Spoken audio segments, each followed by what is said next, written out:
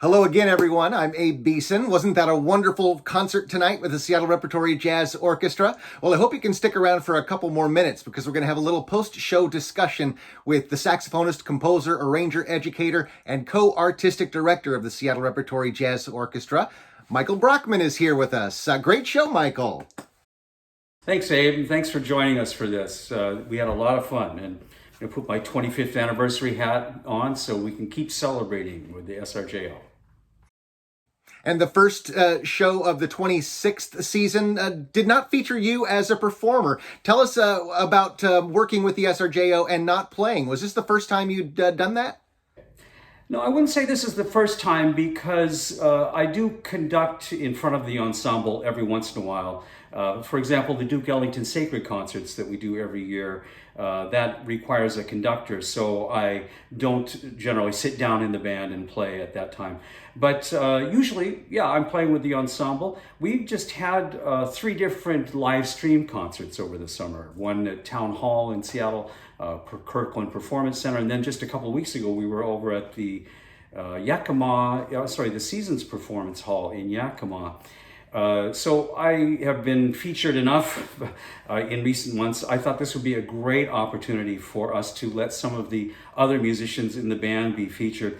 And you know, we've got players like Mark Taylor and Jay Thomas, Phil Sparks. All these people are band leaders in their own right, and any one of them can carry the entire show by themselves. So great opportunity to let our audiences see those great players again and familiar faces on stage.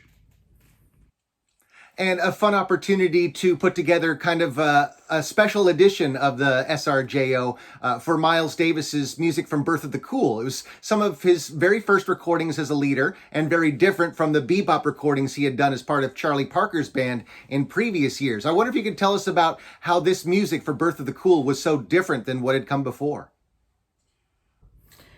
Well, as you know, all music builds on the experience and the sounds of the previous years. And really what happened with Miles Davis, he was just coming off of a long string with Charlie Parker and Dizzy Gillespie, Bud Powell playing the pioneering, I should say, the bebop sound in New York City. And this was just a new direction. All those other musicians I just named were generally around 10 years older than Miles Davis. And so here at age 22, he joined together with a different crew of musicians in New York to try to take the music in a different direction. And that direction was what they ended up calling cool jazz. And a lot of folks are familiar with Miles Davis's collaborations with Gil Evans, from Sketches of Spain to Miles Ahead and the Porgy and Bess album. This was featured some of his first collaborations with Gil Evans and some of Miles's first really famous tunes. I wonder if you could talk about the work of Gil Evans in this context.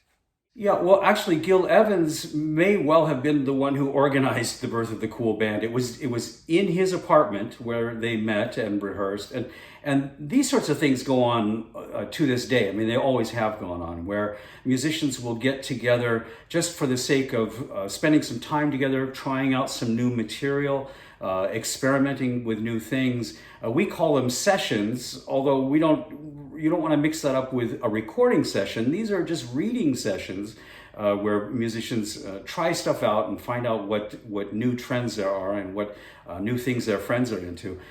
Gil Evans was actually the old man in the crew. It was his apartment. He's around 10 years older, maybe actually I think 14 years older than Miles Davis at this point. So it may well have been that Gil Evans was the one who pulled together the band for this Birth of the Cool. And then Gil was one of the primary writers who created the scores that they played. For example, one of my favorites out of this show that we just did is Moon Dreams, but also Boplicity. These are Gil Evans' compositions or arrangements.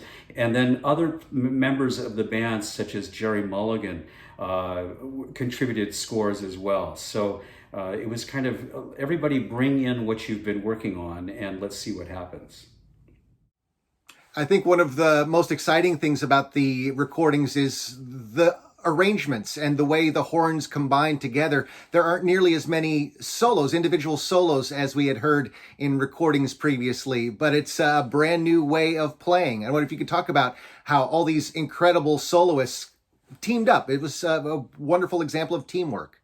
Yeah, and in a way, they all sort of stepped back because, again, J.J. Johnson, Lee Konitz, Mulligan, these are all players who could, any one of them, take long solos, a minute and a half or more, and pull it off very beautifully. And yet they all stepped back and played shorter solos so that they could contribute to the sound that all of them were going for. And that sound was something that was far more focused on ensemble blending and using interesting devices and techniques that were really being borrowed from European chamber music. The harmonies and the sonorities, and even just the way that the instruments are combined together in a chamber music setting was the goal of this music. And they all realized that them stretching out as soloists was not part of the deal.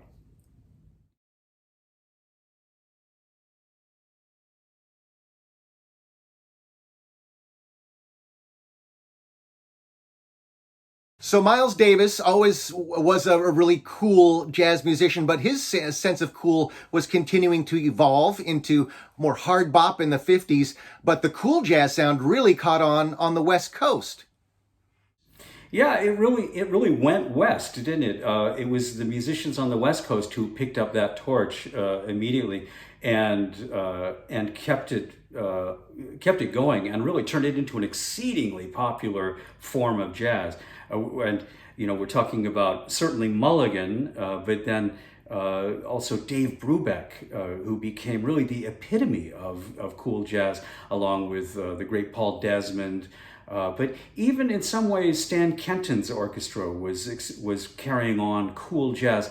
The lines get blurred because sometimes it just becomes a sense that the music is not as rhythmically based and is more challenging with its harmony and with, as we were talking about, the sonorities that were being borrowed from classical music or from chamber music. So yeah, those West Coast musicians took it and ran with it. And Miles Davis, he got some mileage out of the birth of the cool, but he quickly moved on to other things. Yeah, it seems like in the on the New York scene, they had a reaction against cool jazz and really wanted to focus more on the core blues element of the music. Yeah, there's the hard bop element, or the hard bop movement is almost in reaction to music being too smooth and too cool and too focused on European traditions. Almost a rejection of that, but I think just the East Coast musicians, and I'll say mostly the black musicians on the East Coast, who were saying, no, we're not going to go this direction with jazz. We're going to maintain a real focus on the blues underpinnings of jazz, and that goes all the way back really to the very beginnings, but we see it in the music of Count Basie and Coleman Hawkins and clear back to Louis Armstrong, and before that, the music of New Orleans. So the tradition being held on to very tightly by the hard bop musicians of the 50s was also, let's say, a natural occurrence in reaction to cool jazz. You mentioned New Orleans, and certainly there's been a tradition of the musicians who are more of street musicians or club musicians versus musicians that want the music to be taken more seriously, the concert hall musicians. Yeah, this goes on all the time, doesn't it? I mean, even today, you have musicians who prefer to play in a concert hall, a formal setting, and other musicians prefer to play in a less formal setting like a nightclub or a community site. And those two atmospheres yield different kinds of response from the audience and also then from the musicians. Even back in the day in New Orleans, when they were creating this music, and they didn't call it jazz, it was really just syncopated dance music. there were your downtown orchestras and your uptown orchestras.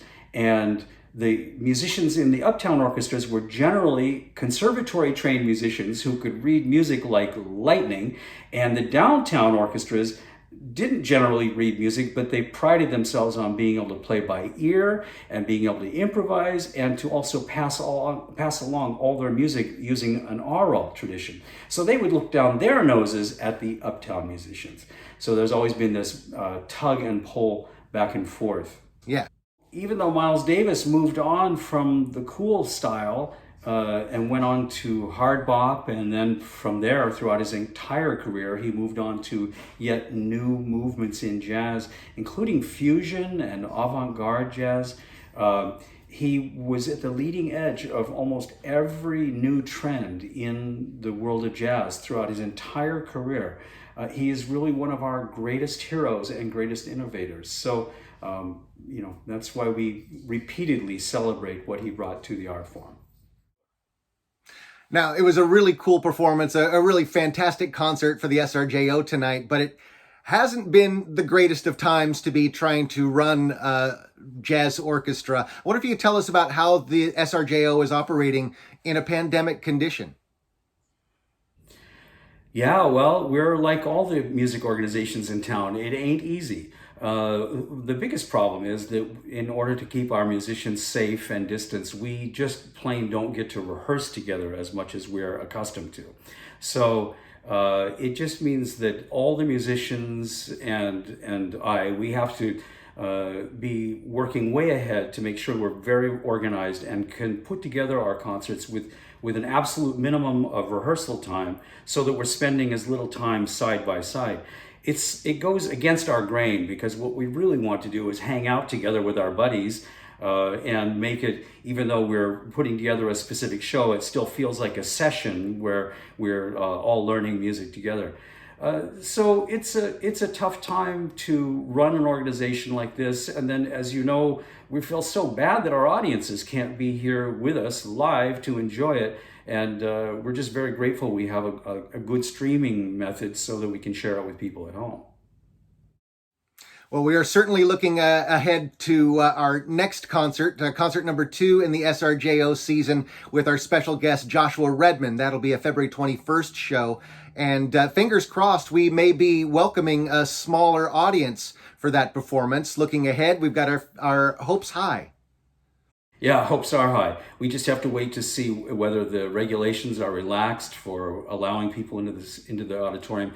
If we do get to allow anyone in the auditorium, they're going to have to sit all the way in the back, removed from the musicians, so that they're a safe distance from those of us who are really producing a lot of aerosol out of our instruments on stage. Well, we certainly look ahead to better times, and tonight was sure a salve for sorry souls. So thank you so much, Michael Brockman. Everyone stay connected for more information at the website, srjo.org. I'm Abe Beeson. It was a wonderful concert tonight, and we look forward to connecting with you again in the future. Thank you so much. Thank you, Abe, and thanks to all of you who were with us tonight. We sure appreciate you tuning in.